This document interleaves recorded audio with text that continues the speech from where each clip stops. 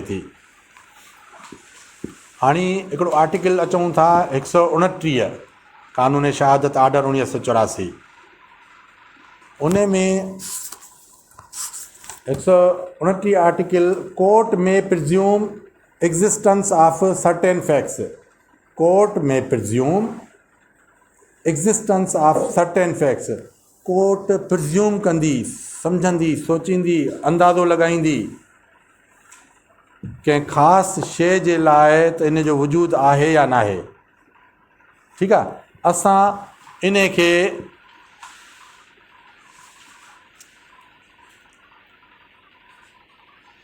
ईअं महसूसु कंदा आहियूं त जेॾीमहिल कोर्ट गवाहियूं रिकॉर्ड कंदी आहे त कॾहिं कॾहिं कोर्ट सॻोरी बयानु ॿुधण महिल ऐं साम्हूं वारे वकील जे क्रॉस करण महिल कि ख़ासि अहिड़ियूं शयूं हूंदियूं आहिनि जेके जज खे सम्झ में न ईंदियूं आहिनि। जेकॾहिं अञा अहिड़े क़िस्म जो सुवालु थिए हा थी सघे मुंहिंजे ज़हन में का ॻाल्हि क्लियर थी वञे हा न, पोइ कॾहिं कॾहिं जज साहिब पाण बि क्वेश्चन कंदा आहिनि ऐं उहो क्वेश्चन 161 आर्टिकल आई थिंक उन में आहे त कोर्ट पाण क्वेश्चन करे सघे थी त उनखे पावर आहे। त कॾहिं कॾहिं अहिड़ियूं प्रिज़म्पशन्स हूंदियूं आहिनि जंहिंमें हक़ीक़तियूं सम्झणियूं आहिनि त सच आहे इहा ॻाल्हि या झूठ आहे। इहा 129 आर्टिकल में आहे। 129 आर्टिकल जी ABCD में वरी विरायल अथव। उन में 129 आर्टिकल जी जेका पॉइंट आहे जी उहा ॾाढी असांजी प्रैक्टिस में यूज़ थींदी अथव, सुप्रीम कोर्टनि ताईं हलाई वेंदी आहे, डिफेंस में घणी हलाई वेंदा आहियूं। उहा कहिड़ी आहे 129G जंहिंखे असां चवंदा आहियूं to give up witness. Give up witness कीअं थींदो आहे, कॾहिं कॾहिं प्रोसिक्यूटर सरकारी वकील चवंदो आहे साईं मां 2 गवाह हलाया थो, हिकु 2 गवाहनि सां मां हथु खणा थो हिकु गिव अप करणु माना हथु खणणु। पोइ जेकॾहिं जेके चालान जे कालम में गवाह ॾिनल हूंदा आहिनि न उन्हनि मां प्रोसिक्यूटर जेकॾहिं हिकिड़ो माना 2 गवाह आहिनि हिकिड़ो फरियादी आहे, हिकिड़ो गवाह हलाईं हिकिड़ो फरियादी हलाईं हिकिड़ो गवाह न हलाईं त 129 आर्टिकल जी जेका आहे 129G चए थी टू गिव अप विटनेस। उन में कोर्ट खे प्रिज्यूम असां डिफेंस में इहो कराईंदा आहियूं त सर इन इहो ॿियो विटनेस इन जे करे न हलायो त थी सघे इहो अचे हा ऐं असुलु हक़ीक़त सच ॿुधाए हा जेका फरियादी ऐं हिन गवाह जे ख़िलाफ़ु आहे। हिननि गिव अप इन जे करे कयो आहे। जॾहिं प्रोसिक्यूटर या कंप्लेनेंट को गवाह पंहिंजो गिव अप कंदो त उहो लास्ट पंहिंजे केस खे ॾींदो ऐं डिफेंस में हुनजी वधीक पॉइंट वकील साहब जी या जवाबदार जी ठहंदी। गिव अप करणु कंहिं तां बि पोइ उन खे गिव अप करण जे लाइ प्रोसिक्यूटर रीज़न ॾींदा आहिनि इहो त सर हीउ उन्हनि सां मिली वियो आहे जंहिंखे अंग्रेज़ी में असां चवंदा आहियूं 1 ओवर करे वियो आहे, माना उनखे खटे विया आहिनि जवाबदार माल ॾेई पैसा ॾेई वेझा माइट आहिनि दोस्तनि यारनि खां सिफारिश कराए असां इन जे करे सर गिव अप था कयूं त इनखे 1 ओवर करे विया आहिनि। 1 ओवर जे करे विया आहिनि इहो रीज़न ॾींदो त कोर्ट सॻोरी चवंदसि त पोइ हलाए त हू गवाही ॾींदो। टोटली गवाहीअ में चवंदो साईं मां हुते हुयुसि ई कोन या हक़ीक़त मुंहिंजो नालो ई ग़लति ॾिनो अथनि हिन FIR में त मां बि हिननि सां गॾु हुयुसि। पोइ सरकारी वकील परमिशन वठंदो पंहिंजे गवाह खां क्रॉस करण जी, उनखे डिक्लेयर कराईंदो होस्टाइल विटनेस, माना हीउ मुखालफ़त में अची वियो आहे, हीउ 1 ओवर थी वियो आहे, हिन पैसा वठी छॾिया आहिनि, हिन वास्तेदारीअ ते सिफारिश ते बयानु फेराए थो पियो पंहिंजो। पोइ कोर्ट सॻोरी प्रोसिक्यूशन खे ऐं कंप्लेननि खे परमिशन ॾींदी त तव्हां बाबा हिन खां क्रॉस कयो। पोइ क्रॉस में उहा ॻाल्हि बासराइंसि त तूं पैसा वरिता आहिनि तॾहिं सच नथो बासी, हक़ीक़त में तूं हुते हुएं, हीअ सही तुंहिंजी आहे, हीअ 100 एकड़ जो बयानु तो ॾिनो आहे, तो हिननि जा नाला खयां हा। सो 129G गिव अप जेकॾहिं केरु प्लेंटिफ साइड करे, डिफेंडेंट साइड करे, कंप्लेनेंट करे, प्रोसिक्यूशन करे त उनजो डिफेंस जवाबदार खे मिलंदो आहे 129G। ऐं मजिस्ट्रेट जे इम्तिहाननि एडिशनलनि जे इम्तिहाननि में इहो क्वेश्चन अक्सर करे इंटरव्यूज़ में थींदो अथव त गिव अप विटनेस कहिड़े आर्टिकल तहत करे सघिजे थो ऐं उनजो मतिलबु छा आहे। उनजो मतिलबु क्लियर सिधो इहो आहे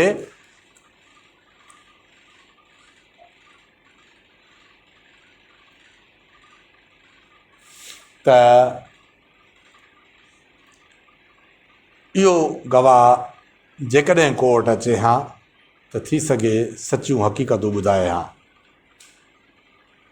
उन जे करे हिननि हथु खणी छॾियो आहे। पोइ इहो डेंट पइजी वेंदो आहे प्रोसिक्यूशन जे केस में, क्रिमिनल में। ऐं इन ई 129 जी एच, जीअ खां पोइ वरी एच था ॾिसूं।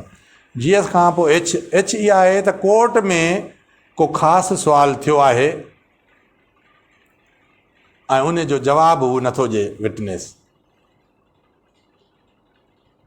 उहो इन जे करे त उहो उन गवाह जे फेवर में ई न आहे, पंहिंजी फेवर में बि न आहे।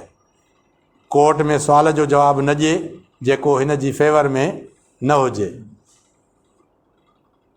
जीअं को फ़रियादीअ खां सुवालु करे त बाबा तुंहिंजो जेको पंहिंजो वॾो भाउ आहे उहो बि हिननि जवाबदारनि सां मिलियलु आहे ऐं तुंहिंजे मुखालफ़त में आहे, त तूं कूड़ थो ॻाल्हाईं, त थी सघे उहो हुनजो जवाबु न ॾिए, छाकाणि हुनखे कॾहिं कॾहिं ख़बर हूंदी आहे त मुंहिंजो भाउ माना हुन ॿी धुर सां आहे, उहो मुखालफ़त में खणी हू जेकॾहिं चवंदो सही न ऐं मुंहिंजो भाउ हिननि जे फेवर में न आहे ऐं उहो मुंहिंजी सपोर्ट करे थो, सची ॻाल्हि आहे, त थी सघे डिफेंस में हुनजे पंहिंजे भाउ खे वठी न अचनि।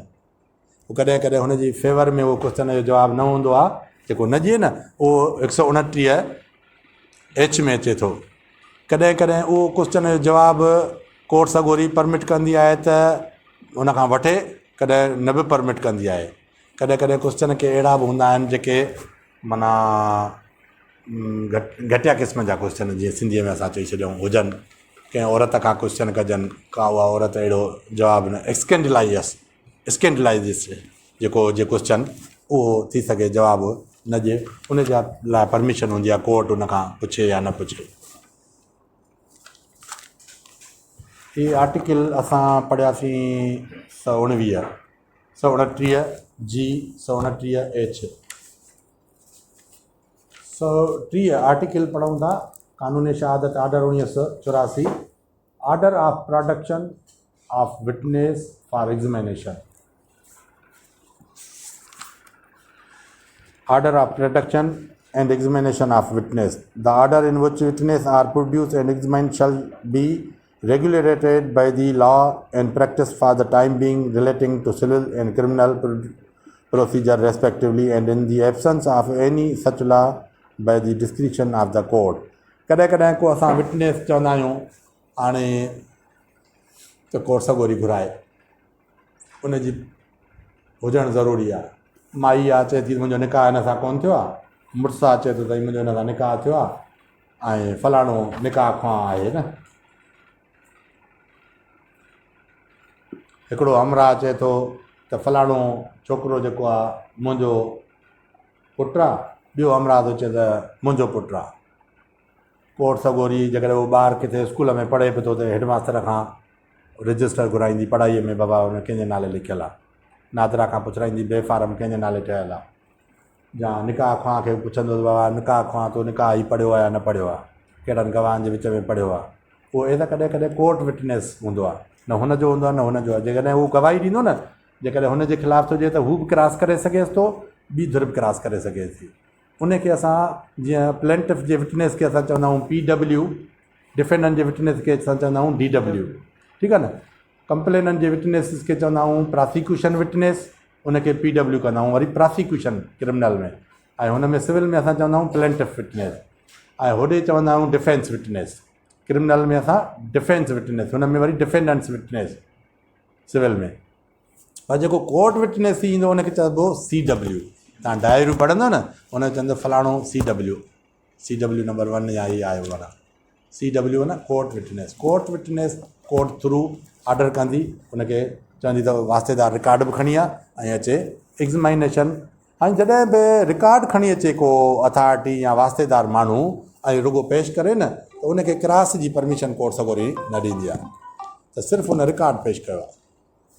पर ऑन ओथ कटाइण में बि ऐं गवाही थो ॾिए उन रिकार्ड सां वास्तेदार, कुझु लफ़्ज़ बि चए थो, ॿुधाए थो ऐं गवाही थो ॾिए, त पोइ परमिशन आहे क्रॉस जी ॿिन्ही पार्टियुनि खे, जंहिंजे ख़िलाफ़ु ॾिए थो न उहे क्रॉस करे सघनि था। माना जेकॾहिं को मुख़्तियारकार न को प्लेंटिफ सां वास्तेदार आहे, न डिफेंडेंट सां वास्तेदार आहे, ऐं को रिकार्ड ॾियण थो अचे तपेदार मुख़्तियारकार जे तरफ़ां, त उहो रिकार्ड प्रोड्यूस करे वेंदो। हिन में आहे त order of production and examination of witness. जेका एग्ज़ामिनेशन आहे न, माना इहो गवाही ॾियणु, आर्टिकल 131 कानून शहादत आर्डर 1984 जज to decide admissibility of evidence जज to decide age two admissibility of evidence जज के डिसाइड करणो आहे when either party propose to give evidence of any fact, the judge may ask the party proposing to give the evidence in what manner is alleged fact.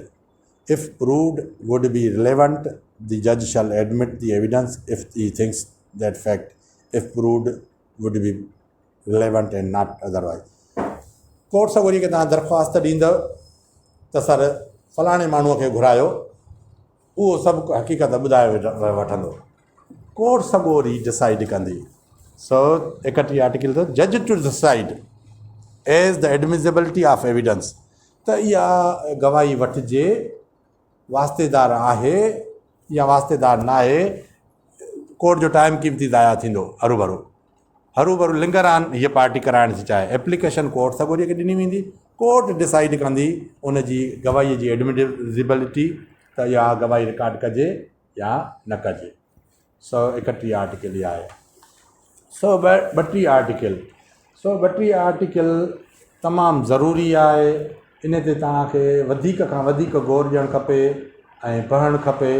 छाजे कारण civil ऐं criminal या ॿिया बि केस टोटली इन ते आहिनि. 132 ते जेको ट्रायल हूंदो आहे, ट्रायल कटहरे में गवाही ॾींदो आहे, उन खां चीफ कराईंदो आहे हिकिड़ी साइड, आॾी पुछा कंदो आहे ॿी साइड. सिंधीअ में अंग्रेजीअ में असां हुनखे चवंदा आहियूं क्रॉस एग्ज़ामिनेशन. हुनखे chief examination in chief prosecutor कराईंदो आहे, प्लेंटिफ साइड कराईंदी आहे, कंप्लेनेंट पार्टी कराईंदी आहे, ऐं डिफेंडेंट पार्टी अक्यूज़ पार्टी हुनखे क्रॉस एग्ज़ामिनेशन कंदी आहे, न आॾी पुछा कंदी आहे. 132 आर्टिकल जो 1 में आहे examination of chief. Examination in chief छा आहे? मतिलबु वन साइड जेका पंहिंजी गवाही ॾिए थी ऑन ओथ, उहा जज साहिबु एज़ इट इज़ हू जीअं चवंदो वेंदो रिकॉर्ड कंदो वेंदो, ऐं अदर साइड जो राइट आहे उहा कापी वठे, उन मां हुनखां क्वेश्चन्स करे. उहे जेके क्वेश्चन्स हूंदा उहो क्रॉस एग्ज़ामिनेशन आहे, जेका 132 आर्टिकल जो सभु आर्टिकल 2 आहे. माना हू 1 आहे चीफ, 2 आहे क्रॉस एग्ज़ामिनेशन, वरी 3 आहे रीएग्ज़ामिनेशन. रीएग्ज़ामिनेशन छा आहे? रीएग्ज़ामिनेशन माना हू गवाही ॾेई वियो, क्रॉस थी वियो, पर धुर चए थी त मुंहिंजूं काफ़ी शयूं अञा थोरी रहिजी वियूं आहिनि. एप्लीकेशन कोर्ट सगोरी खे ॾींदा, सर हिन खे वरी रीएग्ज़ामाइन कयो.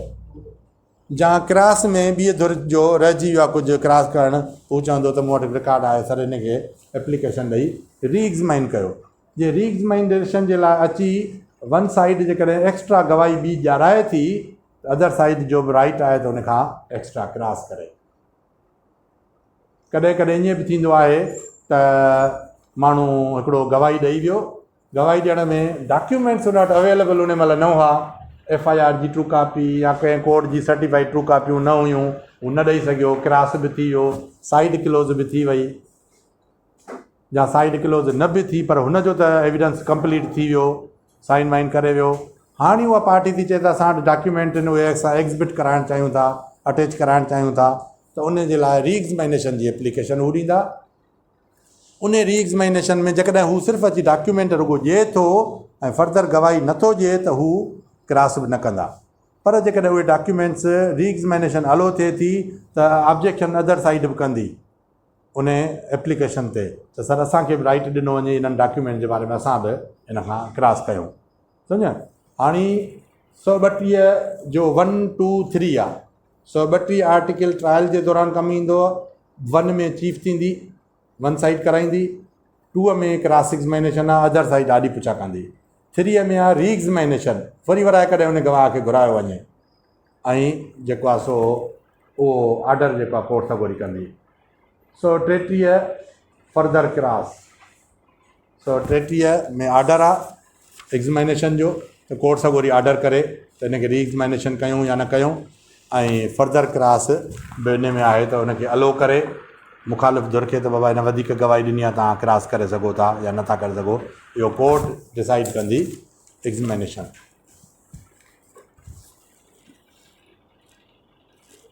134 जेको तव्हांखे मां ॿुधायो वियुसि त हिकिड़ो माण्हू वास्तेदार इदारे सां अची रुगो रिकार्ड पेश करणु नथो अचे, सिर्फ़ु गवाही न ॾींदो। साईं मां हाणे तपेदार लॻो आहियां, हिन देह में जेको आहे सो मूं वटि जेको रिकार्ड पियो आहे, मां ही साईं जन वटि 7 फारम पेश कया आहिनि, मूंखे ख़बर न आहे त प्रॉपर्टी कंहिंजी आहे या काॾे, है न। गवाही उहो न ॾींदो, सिर्फ़ु रिकार्ड पेश कंदो। रिकार्ड पेश कंदो उन जे लाइ 134 आर्टिकल आहे cross examination of person called, अहिड़े माण्हू जो अॼु पुछा जेको घुरायो वियो हुजे टू प्रोड्यूस अ डॉक्यूमेंट, हिकिड़े डॉक्यूमेंट प्रोड्यूस करण लाइ।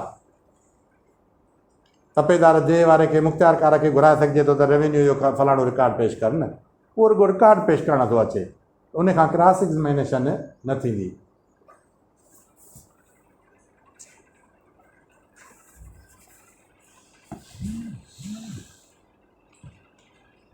जेकॾहिं केरु सिर्फ़ु डॉक्यूमेंट पेश कंदो त उन खां क्रॉस न थियणु घुरिजे। 136 आर्टिकल आहे लीडिंग क्वेश्चन। Leading question